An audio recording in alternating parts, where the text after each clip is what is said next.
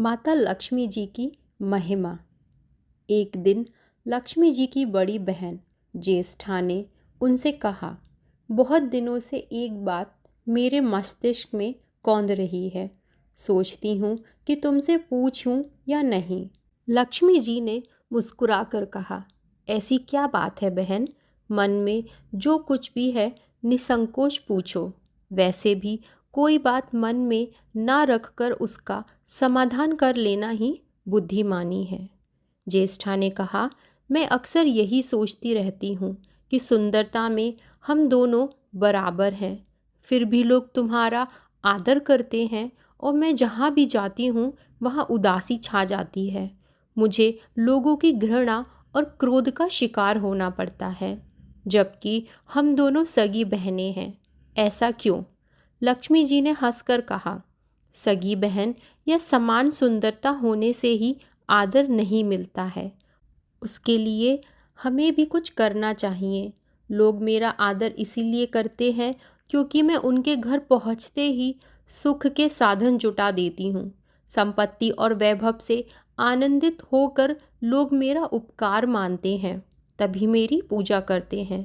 उधर तुम्हारा यह हाल है कि जिसके यहाँ भी तुम जाती हो उसको गरीबी, रोग और आपदा सहनी पड़ती है। इसी वजह से लोग तुमसे घृणा करते हैं। कोई आदर नहीं करता। आदर पाना है तो दूसरों को सुख पहुंचाओ। ज्येष्ठा को लक्ष्मी जी की बात चुभ गई। उन्हें लगा कि लक्ष्मी को अपनी महिमा का अभिमान हो गया है। उन्होंने तड़प कर कहा, लक्ष्मी, तुम मुझसे हर बात में छोटी हो, अवस्था में भी और प्रभाव में भी। मुझे उपदेश देने का भी विचार ना करो। अगर तुम्हें अपने वैभव का अहंकार है तो मेरे पास भी अपना एक प्रभाव है। मैं जब अपनी पर आ जाऊं तो तुम्हारे करोड़पति भक्त को भी पल भर में भिखारी बना दूं। लक्ष्मी जी को हंसी आ गई और कहने लगी, बहन, तुम बड़ी हो इसीलिए कुछ भी कह लो, लेकिन जहाँ तक प्रभाव की बात है मैं तुमसे कम नहीं हूँ। जिसको तुम भिखारी बनाओगी उसे मैं दूसरे दिन रंक से फिर राजा बना दूंगी। मेरी महिमा का अभी तुम्हें पता ही कहाँ है। ज्येष्ठा बोली, और तुम्हें भी मेरी महिमा का पता ही नहीं है। जिसकी तुम सहायता करोगी उसे मैं दाने दाने के लिए मोहताज कर दूंगी। लक्ष्मी जी बोली, देखो बहन, दाने दाने के लिए तो तुम उसे मोहताज कर सकती हो जिससे मैं रूठ जाऊं, जिसके सर पर मेरा हाथ ना हो, उसका तुम कुछ भी बिगाड़ सकती हो। परंतु जिस पर मेरी कृपा दृष्टि है उसका कोई भी बाल तक बांका नहीं कर सकता। अगर तुम अपना प्रभाव दिखाने को इतनी ही उतावली हो रही हो तो कल अपना प्रभाव दिखाकर देख लेना। ज्येष्ठा बोली, ठीक है, बोलो कहाँ चलें? लक्ष्मी जी ने कहा, दूर क्यों जाएं, पास ही अनुराधापुर है। उसमें एक ब्राह्मण रहता है, दीनानाथ। वह रोज मंदिर में पूजा करने जाता है और मेरा पक्का भक्त है। उसी पर हमें अपनी अपनी महिमा दिखानी है। ज्येष्ठा को ताव आ गया। उन्होंने हाथ झटक कर कहा, ठीक है, देख लेना, कल तुम्हारा सिर ही झुक जाएगा। कहकर वह एक ओर चली गई। लक्ष्मी जी वहीं खड़ी बहन के क्रोध और अहंकार पर मुस्कुराती रहीं। दूसरे दिन दोनों बहनें अनुराधापुर के विष्णु मंदिर में पहुंचीं। उन्होंने वेश बदल रखा था। साधारण स्त्रियों की तरह वे दोनों मंदिर के द्वार पर बैठ गईं। लोगों ने देखा अवश्य, किंतु किसी ने उनकी ओर कोई खास ध्यान नहीं दिया। ध्यान देने वाली कोई खास बात भी नहीं थी। वह मंदिर था और वहाँ हर रोज दीन दुखी आते जाते रहते थे। वहाँ आने वाले सभी किसी न किसी परेशानी में घिरे रहते थे।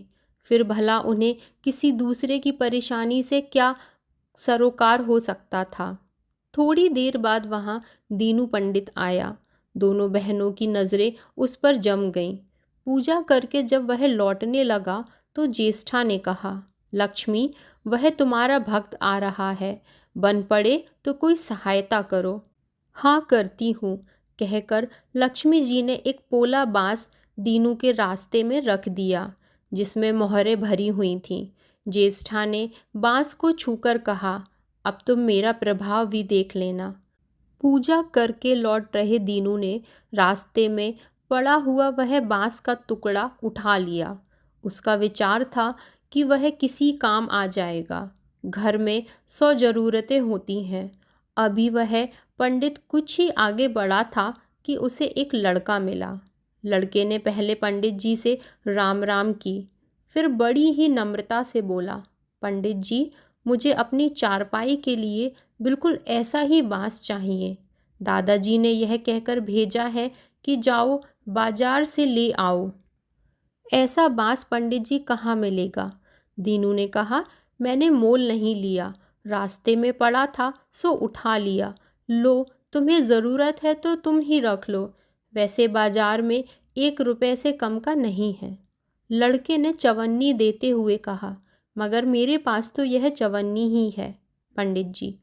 अभी तो आप इसे ही रखिए, बाकी बाहरा आने शाम को दे जाऊंगा। पंडित जी खुश थे कि बिना किसी मेहनत के रुपया कमा लिया। दीनू पंडित ने वह बांस लड़के को दे दिया और वह चवन्नी अपनी डोलची में रख दी। मंदिर के पास खड़ी दोनों देवियां यह सारी लीला देख रही थीं। ज्येष्ठा ने कहा, लक्ष्मी, देखा तुमने, तुम्हारी इतनी सारी मोहरें मात्र एक चवन्नी में बिक गईं। और अभी क्या, यह चवन्नी भी तुम्हारे भक्त के पास नहीं रुकेगी। चलो उसके पीछे चलते हैं और देखते हैं कि क्या होता है। दोनों बहनें दीनू के पीछे पीछे चलने लगीं। एक तालाब के पास दीनू ने डोलची रख दी और कमल के फूल तोड़ने लगा। उसी बीच एक चरवाहे का लड़का आया और डोलची में रखी हुई चवन्नी लेकर भाग गया। दीनू को पता ही नहीं चला। फूल तोड़कर वह अपने घर चलने लगा। इतने में वही लड़का आता हुआ दिखाई दिया जिसने चवन्नी देकर उससे बांस लिया था। करीब आकर वह बोला, पंडित जी, यह बांस तो बहुत वजनी है। दादाजी ने कहा है कि कोई हल्का बांस चाहिए, इसकी चारपाई ठीक ना होगी। यह लीजिए, आप अपना बांस वापस ले लीजिए, कहकर उसने बांस पंडित जी के हवाले कर दिया। दीनू ने बांस ले लिया, लेकिन चवन्नी तो डोलची में थी ही नहीं। तब उसने कहा, बेटा, चवन्नी तो कहीं गिर गई, तुम मेरे साथ घर चलो, वहाँ दूसरी दे दूँगा। इस समय मेरे पास एक भी पैसा नहीं है, तब आप जाइए, मैं शाम को आकर घर से ले लूँगा। यह कहकर लड़का अपनी राह लौट गया। बांस फिर से पंडित जी के ही पास आ गया और लक्ष्मी जी धीमे से मुस्कुराईं। उनको इस प्रकार मुस्कुराते देखकर ज्येष्ठा मन ही मन में जल उठी। वह बोली, अभी तो खेल शुरू ही हुआ है, देखती चलो कि इसे कैसे तिगनी का नाच नचाती हूँ। दीनू बेचारा इन सब बातों से बेखबर अपनी ही धुन में आगे बढ़ा चला जा रहा था। उसे क्या पता था कि वह शतरंज का मोहरा बना हुआ है। वह तो धूप छाँव की भांति दोनों बहनों का प्रभाव सहता चुपचाप चला जा रहा था। आगे चलकर गांव का एक अहीर मिला। उसने दीनू को चवन्नी वापस करते हुए बताया, पंडित जी, मेरा लड़का आपकी डोलची से यह चवन्नी उठा लाया था। वह बड़ा ही शैतान है। मैं आपकी वही चवन्नी लौटाने आया हूँ। हो सके तो उस शैतान को माफ़ कर दीजिएगा। दीनू ने आशीर्वाद देकर चवन्नी ले ली और प्रसन्न मन से उस लड़के को पुकारने लगा जो शाम को घर आकर चवन्नी लेने की बात कहकर लौटा जा रहा था।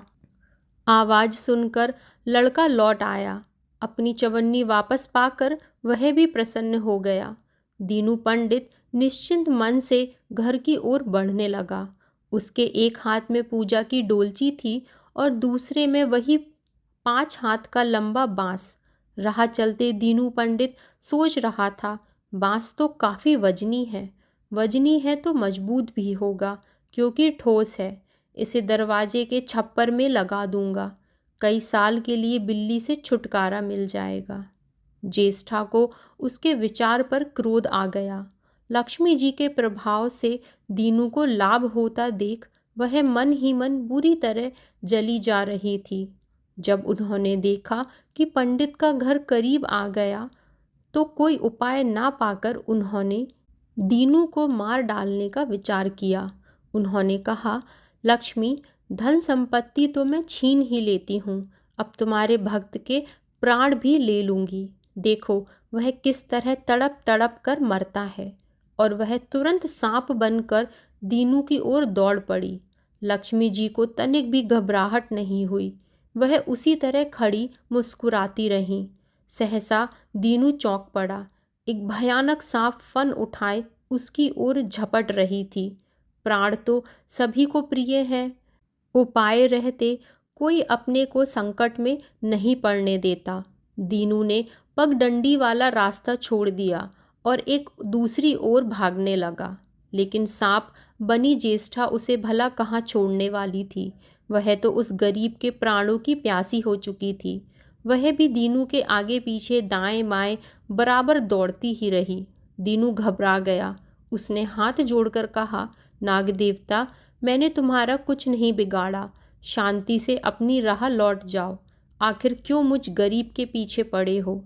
व्यर्थ में किसी ब्राह्मण को सताना अच्छी बात नहीं है। लेकिन वह नाग तो ज्येष्ठा का रूप था जो दीनू को किसी भी तरह डसना चाहता था। प्रार्थना पर कुछ भी ध्यान न देकर वह सांप एक बारगी फुफकारता हुआ झपट पड़ा। जब दीनू ने देख लिया कि बिना संघर्ष किए अब जान नहीं बचेगी तो उसने प्राण रक्षा के लिए भरपूर जोर लगाकर वही बांस सांप के ऊपर दे मारा। धरती से टकराते ही बांस के दो टुकड़े हो गए और उसके भीतर भरी हुई मोहरें खनखनाकर बिखर गईं, जैसे लक्ष्मी हंस रही हों। दीनू के मुंह से हैरतपूर्ण चीख निकली। अरे! थोड़ी देर के लिए वह ठगा सा खड़ा आंखें फाड़े उन मोहरों की ओर देखता रहा। एक पल के लिए तो वह सांप को भूल ही गया, परंतु फिर जैसे उसे झटका सा लगा, सांप का ध्यान आते ही उसने उसकी ओर गर्दन घुमाई तो देखा कि बांस की चोट से सांप की कमर टूट गई और वह लहूलुहान अवस्था में झाड़ी की ओर भागा जा रहा है। दूसरे क्षण वह मोहरों पर लौट गया और कहने लगा, तेरी जय हो लक्ष्मी माता, जीवन भर का दारिद्र्य आज दूर हो गया। तेरी महिमा कौन जान सकता है। चलो अब घर में बैठकर तुम्हारी पूजा आरती करूँगा। और फिर जल्दी जल्दी उसने सारी मोहरें अंगोछे में बांध लीं और लंबे लंबे कदमों से घर की ओर चल दिया। पीछे एक पेड़ की छाया में खड़ी लक्ष्मी अपनी बहन ज्येष्ठा से मुस्कुराकर पूछ रही थी, कहो बहन, सच बताना, बड़प्पन की चाह मिली कि अभी नहीं? बड़प्पन किसी को कुछ देने में ही है, उससे छीनने में नहीं। ज्येष्ठा ने कोई उत्तर नहीं दिया। वह चुपचाप उदास खड़ी रही। लक्ष्मी जी ने उनका हाथ पकड़कर कहा, फिर भी हम दोनों बहनें हैं, जहाँ रहेंगी साथ ही रहेंगी। आओ अब चलें। जय माता लक्ष्मी।